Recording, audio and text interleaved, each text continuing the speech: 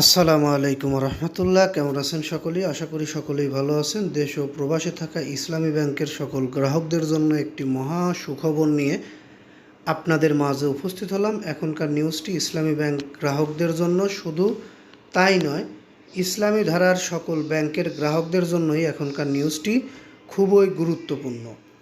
আস্থা বাড়ছে গ্রাহকদের। জুন মাসেই জমা পড়েছে 1,66,525 কোটি টাকা।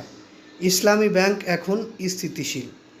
শুধু ইসলামী ব্যাংক না, বাংলাদেশের দুর্বল ব্যাংকগুলোও আস্তে আস্তে স্থিতিশীলতার উপরে উঠে যাবে। এটি আমরা গত দিনের নিউজেই বলেছি।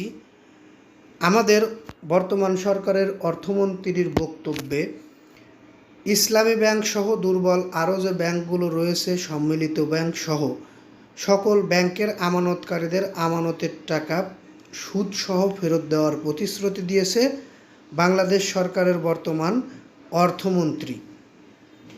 এছাড়াও ইসলামী ব্যাংকের বর্তমান অবস্থা খুবই ভালো। ইসলামী ব্যাংকে গত জুন মাসে 1,66,925 কোটি টাকা গ্রাহকরা ব্যাংকে জমা দিয়েছে। যদি ব্যাংকের প্রতি আস্থা না থাকতো তাহলে এত টাকা গ্রাহকরা এই ব্যাংকে জমা দিত না। আমরা কিছুদিন আগেও ব্যাংক প্রতিদিনই দীর্ঘ সারি দেখেছি। গ্রাহকদের ভিড় আর আমানত তুলে নেওয়ার প্রতিযোগিতা এই ইসলামী ব্যাংকের প্রতিদিনের রুটিন, এবং প্রতিদিন আমরা সেটিই দেখেছি। অর্থ সংকট, ব্যবস্থাপনা নিয়ে অনিশ্চয়তা ও সামাজিক যোগাযোগ মাধ্যমে ছড়িয়ে পড়া নানা গুজবের কারণেই ব্যাংকটির উপর গ্রাহকদের আস্থা উল্লেখযোগ্যভাবে কমে গিয়েছিল। তবে সম্প্রতি সময়ে সেই পরিস্থিতিতে পরিবর্তনের ইঙ্গিত মিলছে। ব্যাংকটির বিভিন্ন শাখা সংশ্লিষ্ট কর্মকর্তাদের তথ্য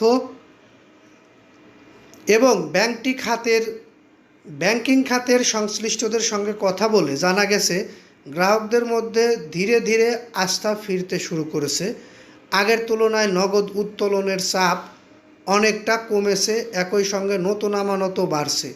পুরো জুন মাসে ব্যাংকটিতে জমা পড়েছে 1,66,925 কোটি টাকা, যা গ্রাহকদের আস্থার প্রতিফলন বলে মনে করছেন সংশ্লিষ্টরা।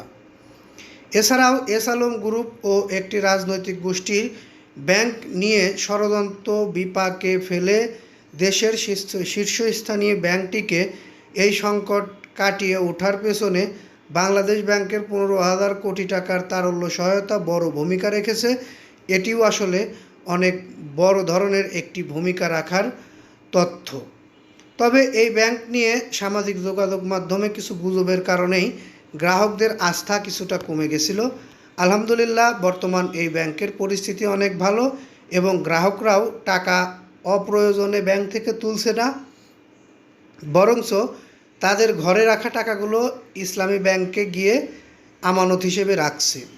এছাড়াও আমরা গত দিনে দেখেছি বর্তমান সরকারের অর্থমন্ত্রী সম্মিলিত ইসলামী ব্যাংক সহ আরও যেসব দুর্বল ব্যাংক রয়েছে সেসব ব্যাংকের আমানতকারীদের উদ্দেশ্যে একটি ঘোষণা দিয়েছে। প্রত্যেকটি ব্যাংকের আমানতকারীরা তাদের পুরো টাকা সুদসহ ফেরত পাবে।